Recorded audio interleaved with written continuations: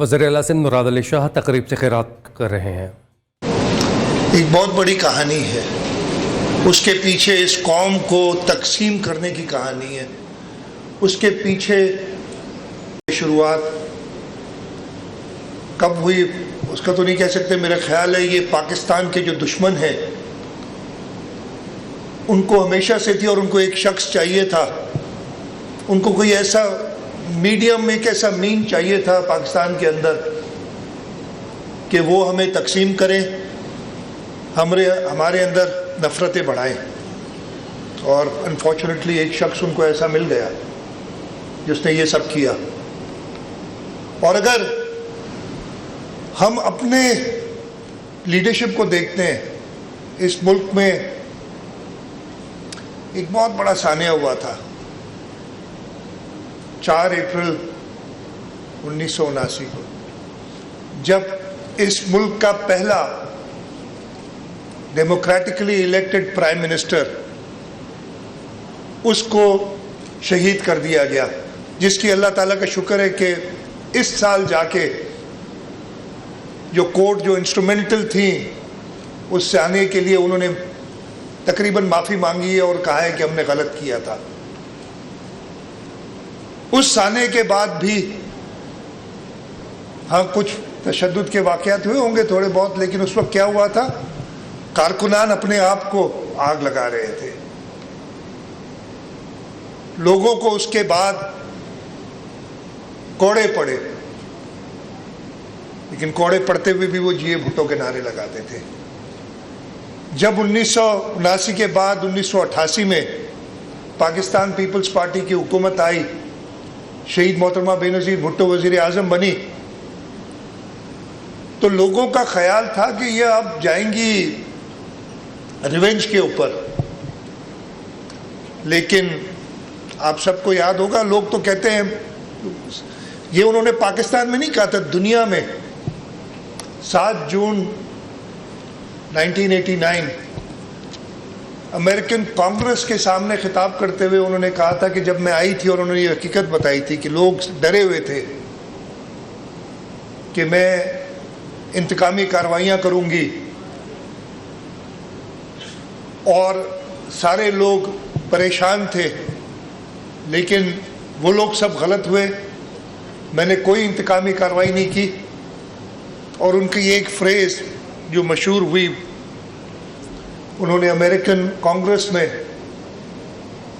ادھر کہا تھا کہ میرے لیے democracy is the greatest revenge. اس کے بعد وہ خود محترمہ بے نظیر بھٹو کو پوری قوم کے سامنے 2007 میں شہید کر دیا گیا، دہشت گردوں نے شہید کیا، اس ملک کے دشمنوں نے شہید کیا۔ اس وقت بھی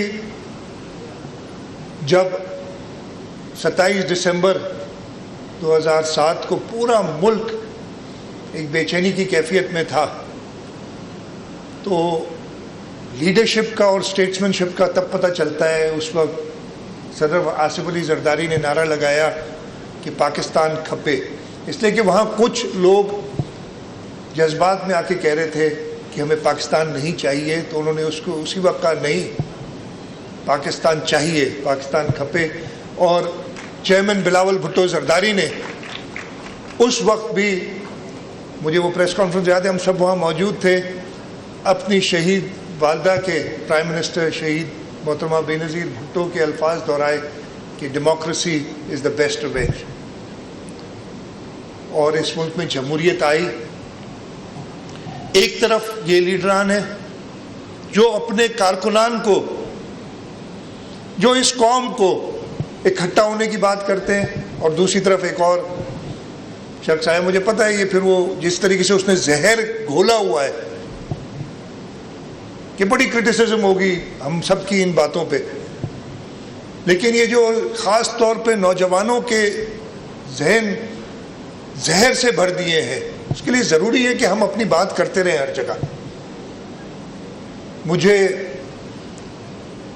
وہ بھی یاد ہے، ایک عجیب کیفیت پیدا کر دی ہے نوجوان اور ایون لوگوں کے ذہنوں میں۔ ایک شخص میں نے دیکھا وہ 2022 کی میرے خیال ہے یا کلپ ہے کہ جی وہ کہہ رہا ہے کہ اگر مجھے میرا لیڈر کہے گا تو اس کا 4 یا 5 سال کا بچہ اس کے ساتھ کھڑا ہے، اس کو اٹھا کے کیمرہ کے سامنے کہتا ہے میں اس کا گلا کاٹ دوں گا اگر مجھے اپنا لیڈر کہے. یعنی وہ اپنے لیڈر سے یہ ایکسپیکٹ کر رہا تھا کہ وہ ایسی ڈیمانڈ کرے گا کہ گلا کاٹ دو اپنے بچے کا میرے خاطر. جہاں ایسی حالت جو پہ ابھی سارے سیلیبریٹیز ہیں انہوں نے بھی بات کی کہ لوگوں کے ذہن میں نفرتیں، گھروں کے اندر وہ تقاریر سب کو یاد ہوں گی جو پی ٹی آئی چھوڑ کے جائے گا اس کے ساتھ یہ ہو جائے گا، اس کو تم گھروں میں نہیں گھسنے دو، ان کے فیملیز میں شادیاں نہیں کرو. یہ سب زہر اگلنا اس شخص کا کام تھا. اور انفارچونیٹلی ہمارے نوجوان یا ہر ایک انسان کے ذہن بڑے کمزور ہوتے ہیں. ادھر فرق ہوتا ہے لیڈرشپ کا اور ایک ایسے آدمی کا جو کہ انتشار پھیلانا چاہتا ہو، جس کو سب سے زیادہ اپنی پرواہ ہو، سیلفشنس کے انتہا تک پہنچا ہوا ہو، کہ اس طریقے کی تقاریر کرنا، لوگوں کے ذہنوں کو زہر سے بھرنا. اور اس دن میں نے کہا نا 9 میں وہ ایک دن کی بات نہیں تھی، یہ سالوں سے ایک بات کرتا چلا آ رہا تھا. اور اس نے سمجھا شاید کہ 9 مئی کو وہ پاکستان کو نقصان کر دینے میں کامیاب ہو جائے گا. اسی وقت آپ نے یہ ساری ویڈیوز بھی دیکھی جو چلی، ان کی جو لیڈرشپ تھی کس قسم کی باتیں کر رہی تھی، کوئی تقاریر کر رہی تھی. لیکن جب تک اس ملک میں ہمارے محب وطن شہری ہیں، جب تک شہداء، ان کے ورثاء، اور ہم سب ورثاء ہیں شہداء کے، جب تک ہم زندہ ہیں اس ملک کو کوئی نقصان نہیں پہنچے گا.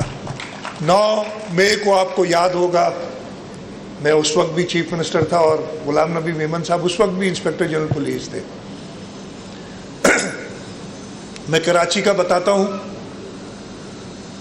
کراچی میں گرفتار کیا گیا شخص کو، گرفتار ہوتے ہیں شہید ذوالفقار علی بھٹو گرفتار ہوئے تھے، آصف علی زرداری صاحب گرفتار ہوئے، شہید محترمہ بے نظیر بھٹو کئی دفعہ گرفتار ہوئیں اور ان کو سکھر جیل میں گرمی میں وہ رکھا گیا. سب کو پتہ ہے جو واقعات.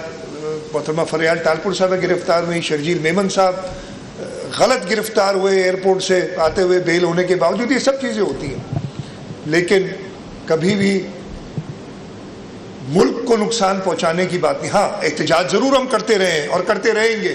پرامن احتجاج جمہوریت کا حصہ ہے. جب بھی غلط ہوگا ہمارے ساتھ ہم احتجاج کریں گے پرامن. لیکن قوم کو اس طریقے سے نقصان پہنچی. اس دن جو تقاریر ہوئی کہ جلا دو، یہاں چلے جاؤ، کور کمانڈر ہاؤس چلے جاؤ، پتہ نہیں ریجنٹ پلازا چلے جاؤ، یہ ساری چیزیں موجود تھیں. میں کراچی میں آنے سے پہلے ایک چیز، خیر ایک مجھے بڑی خوشی ہوئی، میں ملنا بھی چاہتا ہوں جو شہید کیپٹن کرنل شیر خان کے ساتھی ہیں ان سے، اس لیے کہ جولائی 99 تو قصہ ہے، ساتھی ہیں ان سے، اس لیے کہ جولائی 99 تو قصہ ہے، میں آئی بلیو 5 جولائی میں، اور کہ ایک اور ثانیے کی وجہ سے بھی یاد ہے جہاں جب اس ملک میں جمہوریت ختم کر دی گئی تھی. لیکن 5 جولائی 99 کو شہید کیپٹن کرنل شیر خان نے جام شہادت نوش کیا. سیاچن میں 2 ڈویژنز انڈین آرمی سے مقابلہ کرتے ہوئے وہ اپنی پوسٹوں پہ ان کے اوپر تھے اور ان کو بے تحاشا نقصان دے رہے تھے. ایک پوسٹ پہ ہندوستانی فوجوں نے قبضہ کیا، انہوں نے اکیلے جا کے اس سارے فوجیوں کو، ہندوستانیوں کو ادھر مارا. لیکن اس سارے اس میں مشین گن کی فائر سے وہ خود شہید ہوئے. اور اس کے بعد جب ہندوستانی فوج ان کے کئی لوگوں کو اس نے مارا تھا، انہوں نے اس کی لاش کو مسخ کرنے کی کوشش کی، تو وہاں جو ہندوستانی کمانڈر تھا اس نے انہیں روکا کہ نہیں، یہ ہمارے ساتھ لڑا ہے اور بہت اچھا لڑا ہے.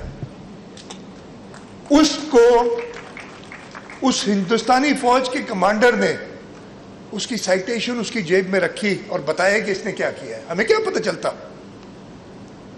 دشمن نے ریکگنائز کیا اور مردان میں اسی کے مجسمے کو انہی شرپسندوں نے مسخ کیا, اس کا سر تن سے جدا کیا. آپ نے سب وہ تصاویر دیکھی ہوں گی. میں اس شخص کو جس نے یہ کام کیا اس کو تو قصوروار ٹھہراتا ہوں, لیکن اس سے پیچھے اس سوچ کو پیدا کرنے والا سب سے بڑا قصوروار وہ ہے جس کو سزا ملنی چاہیے. اس کی باقی جو چیزیں نا, وہ گھڑی چور کر دی یا فلانا کر دیا, 190 ملین پتہ نہیں پاؤنڈ کی جو اس نے جو بھی کیا, باقی چیزیں ایک طرف کر دیں.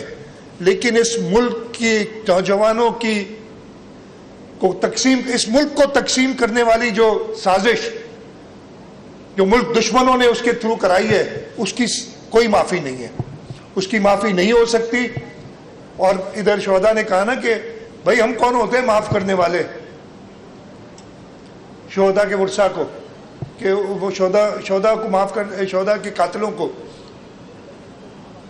تو ہم یہ معاف نہیں کر سکتے. اس کو, اس ملک کو ڈیوائیڈ کرنے, اس ملک کو تقسیم کرنے کی سزا ملنی چاہیے. میں کراچی کی ذکر آپ سے کر رہا تھا. اسی دن یہ تقریباً 2-2:30 بجے کے قریب صاحب موصوف اریسٹ ہوتے ہیں, تو جی یہ کال آ جاتی ہے پورے پاکستان میں. یہاں پہ بھی کوشش ہوتی ہے, ہماری پولیس کے بہادر جوان, ان کے ساتھ رینجرز, انہوں نے مل کے 5-6 بجے تک سارا شہر انڈر کنٹرول کر 2-3 گھنٹے میں صفائی کر دی تھی. ان کی صفائی اور طریقے سے نہیں کی تھی, صرف اپنی رٹ قائم کر کے.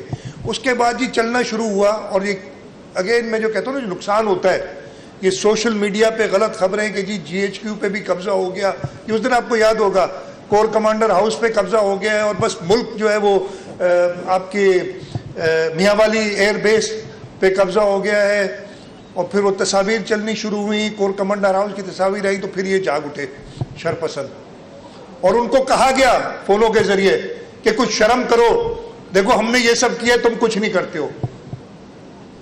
لیکن اس وقت بھی ہماری پولیس, اور مجھے اچھی طرح یاد ہے وہ سارا دن, وہ رات, میں رات کو IG صاحب کو میں نے کہا نکلیں, اس لیے کہ شارع فیصل پوری بلاک کر دی, 6-7 گھنٹے شارع فیصل ضرور بند رہی تھی. میں نے کہا کہ صبح لوگ دفاتر جائیں تو ان کو کوئی روک ٹوک نہیں ہونی چاہیے. صبح ہم نے بزنس ایز یوزول چلے, اس نے 7-8 گھنٹے ہمارے خراب کیے, آگے کچھ نہیں ہوگا. اور ساری رات پولیس, ہماری KMC کا عملہ, ویسٹ مینجمنٹ بورڈ کو نکالا تھا ہم نے.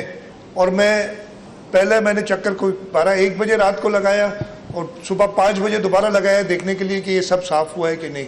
اور ان سب نے کام کیا تھا. میں پولیس کے جوانوں کو, اپنے رینجرز کو, اپنے آرم فورسز کو خراج تحسین پیش کرتا ہوں کہ انہوں نے مدد کی حکومت کی, اور انہوں نے اس ملک کے, اس لیے کہ اس شہر نے بھی بہت بہت برے وقت دیکھے ہیں. 9 مئی کی تو ہم بات کرتے ہیں, 12 مئی بھی سب کو یاد ہوگا کہ 12 مئی کو کیا ہوا تھا. 12 مئی کو بھی شرپسندوں نے ایک پرامن احتجاج کو نقصان پہنچانے کے لیے ان پہ فائرنگ کی.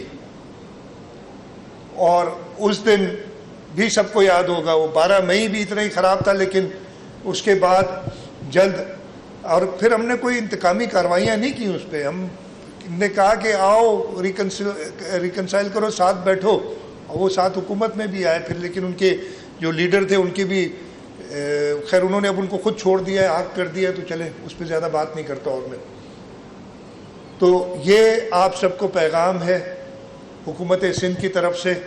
سب سے پہلے تو ہمارے شہداء کے ورثاء کو پروگرام ہے کہ یہ پیغام ہے کہ ہم ہمیشہ آپ کے ساتھ ہوں گے. آپ کے نوجوانوں نے, آپ کے بچوں نے, آپ کے والدین نے اس ملک کے لیے جان قربان کی ہے, اور ہم ان کے قرض دار ہیں, اور ہم ہمیشہ ان کے ساتھ رہیں گے.